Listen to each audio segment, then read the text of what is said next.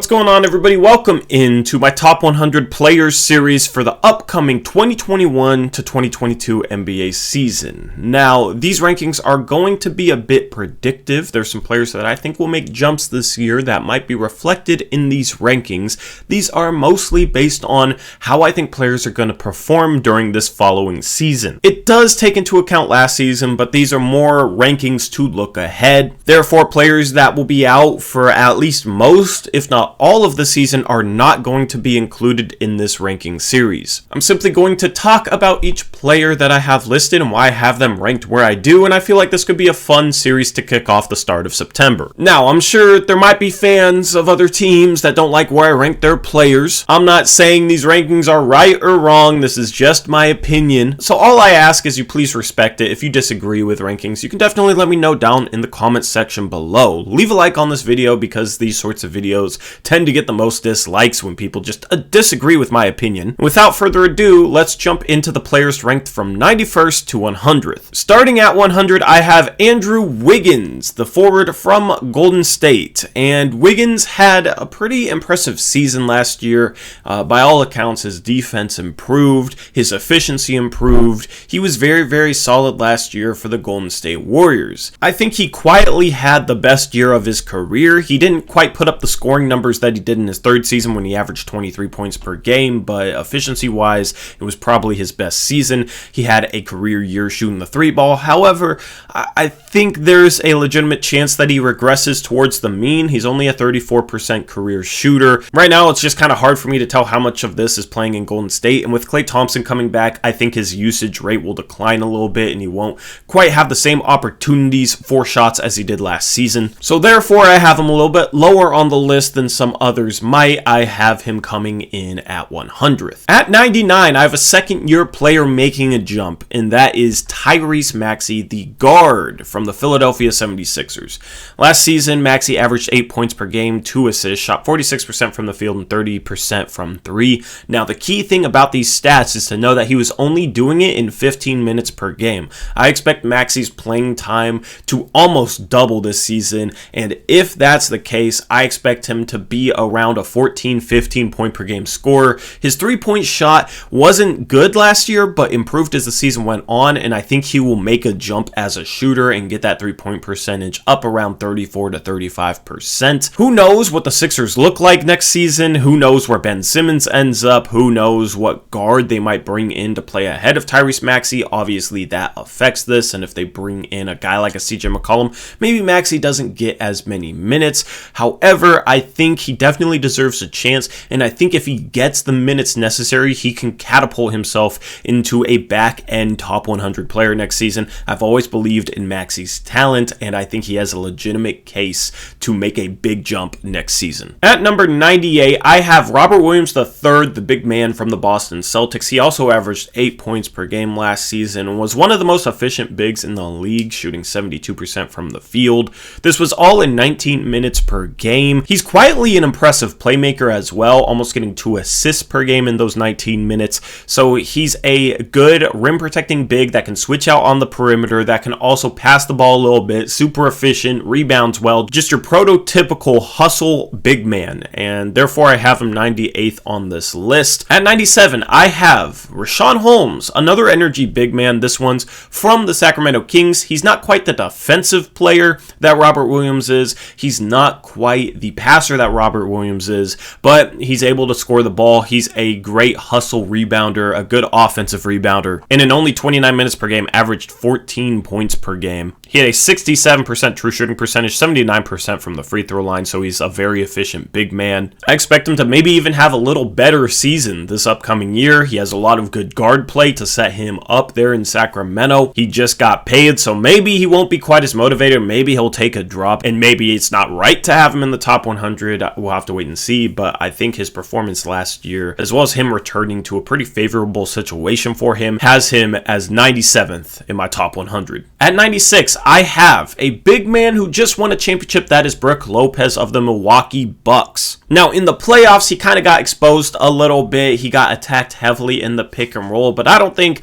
that's something that should knock him out of the top 100. He's still a good 3-and-D big man, which is very crucial on a team like Milwaukee. Averaged 12 points per game last year, 5 rebounds, a block and a half per game, shooting 50% from the field. That meant to say 34% from 3, not free throw, and he added 61% true shooting percentage. Now, if he takes a step back, he definitely falls out of the top 100, but just the role that he plays for a very successful team coming off a championship, I think, makes the case for him being here in the top 100. He's more of a regular season player at this point. He's a guy that will help you win a lot of games during the regular season. In the playoffs, if the opposing team has good guard play that can attack him in the pick and roll, then a lot of times I think Milwaukee should just revert to putting Giannis at center and going small and running that sort of lineup and taking Lopez out the game. However, if he's matched up against a Nikola Jokic in the playoffs, he's one of the best big men to throw up against him. If Milwaukee ended up playing Joel Embiid, then Brook Lopez would be heavily needed to guard him. So he's turned into a matchup-dependent big, but I think he's serviceable enough to be 96th in my top 100. At 95, I have Jordan Clarkson, the 6th Man of the Year winner from the Utah Jazz. He averaged over 18 points per game last year.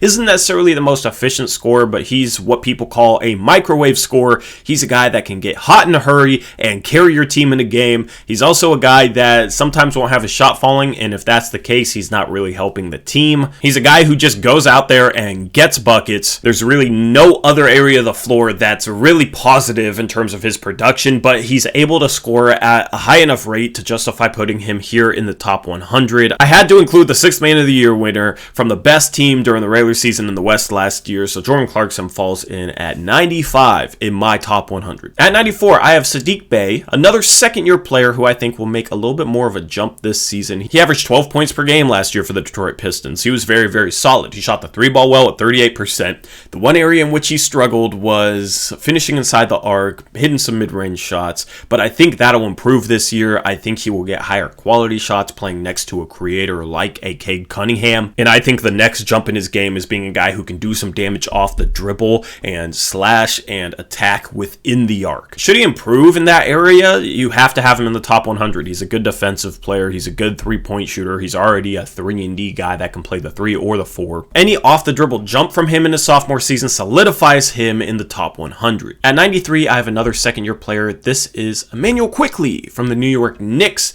the guard who was drafted in the back end of the first round in last year's NBA draft. Really surprised some people with his production. I've always been a fan of Immanuel Quickley even before he was drafted, but even I didn't expect him to be this productive his rookie season. Now, he was inconsistent, so the efficiency numbers don't look too great. In terms of true shooting percentage, he has average efficiency. He shot the 3-ball well, got to the free throw line a bit. His floater is very, very impressive, but outside of that, he was not efficient inside the arc, only shooting 40% from the field. But he showcased himself as a guy who could light things up and be a real spark plug off the bench for the Knicks. He had a great game against the Portland Trailblazers. I'm sure a lot of you might remember that game and that performance. I believe he had 26 off the bench against us. I think in year 2, he, just like Siddique Bay, will make a jump in terms of being able to efficiently attack the rim as well as efficiently make teams pay from the mid-range. And any jump there, I think, puts him in the top 100. So therefore, I have him at 93. At 92, I have Jalen Brunson, the point guard from the Dallas Mavericks, who quietly had one of the best seasons in the NBA last year off the bench. He averaged over 12 points per game, over 3 rebounds, over 3 assists per game. His efficiency is what really jumps out, though. 52% from the field, 41% from 3, 62% true shooting percentage. This is all in 25 minutes per game for Jalen Brunson. Per 36 minutes, for those of you who care about that, he averaged 18 points per game, 5 assists, 5 rebounds per game. So there's been rumors about the Mavericks adding at Goran Dragic, but I think Brunson is better than Dragic at this point, and I think Brunson should go into next season as the Dallas Mavericks starting point guard. I believe they should start Brunson, Luka, Tim Hardaway Jr. at point guard, shooting guard, small forward. If that happens and Brunson is playing 30 minutes per game, then this ranking might actually seem a little bit low because I would expect his production to take a jump to about 16, 17 points per game and 5 assists. Playing with Luka more and the bench less, less might actually help what are already very good efficiency numbers. Luka, as we all know, is one of the best playmakers in the league, and that could get Brunson clean shot opportunities on a more regular basis than last season when he was playing a lot without Luka Doncic. He's also a pretty hard-nosed defender. I think he's pretty solid on that end. Most Villanova guys that get into the NBA end up being good defenders. I mean, this is the second Villanova guy in a row on this top 100 list. So overall, he's a guy that I really like, and if he doesn't start, he could be my favorite sixth man of the year candidate for next year. And at 91, I have Thaddeus Young, currently of the San Antonio Spurs. That might change in the upcoming days. He doesn't really make much sense on the Spurs, and it's hard to rank him because his ranking kind of depends on what situation he's in and what team he plays on. Since he's on the Spurs, I just kind of have to evaluate him based on playing for the Spurs. But I mean, he could be a Phoenix Sun by the time this video series is over. Thaddeus Young catapulted himself into top 100 consideration last season when his playmaking took a jump. His assists per game numbers are actually kind of wild to look at. In 2019-2020, Young averaged only 1.8 assists per game. That was in 25 minutes per game. And then last season for the Chicago Bulls in 24 minutes per game, his minutes actually declined a little bit, he averaged 4.3 assists per game. So this added playmaking makes him a completely different player in my eyes. He's always been a pretty good defensive player, and I think he still is. He's a guy that can slash, attack the rim, and finish. Now you combine some playmaking with that, and it makes him a top 100 player for sure. The problem is his three-point percentage took a little bit of a dip. The previous two seasons, he was hovering right around 15%. Last season, that fell to 27%. So if he had a good three-point shooting year too, then I would have him even higher on this list. But the 27% clip has me a little bit wary of how he might fit off the bench next to a 5 that also can't shoot. So if he ends up with the Phoenix Suns and you're going to play him in the lineups with DeAndre Ayton or JaVale McGee, how does he fit if he cannot raise his three-point percentage and his three-point efficiency back up to the percentages that it was a couple of seasons ago? At that point, you have two non-spacers at the 4 and 5, which could clog things up in a modern-day NBA that likes to spread things out, especially on the Phoenix Suns, which is just the team that's favored to go out and get him. But those concerns would apply to pretty much any team with a backup center and or starting center that cannot shoot. So for that, I have him a little bit lower on this list than I think some other people might have him at, but his slashing ability, his playmaking ability that took a big jump, and his defense ability have him at 91st on my top 100. Anyway, that wraps up the first episode of this top 100 player series. Let me know what you think about some of these players ranked down in the comment section below. I will be dropping these daily, so tomorrow expect 81 to 90. With that, I hope you enjoyed. I'm out of here. As always, peace out. Go Blazers.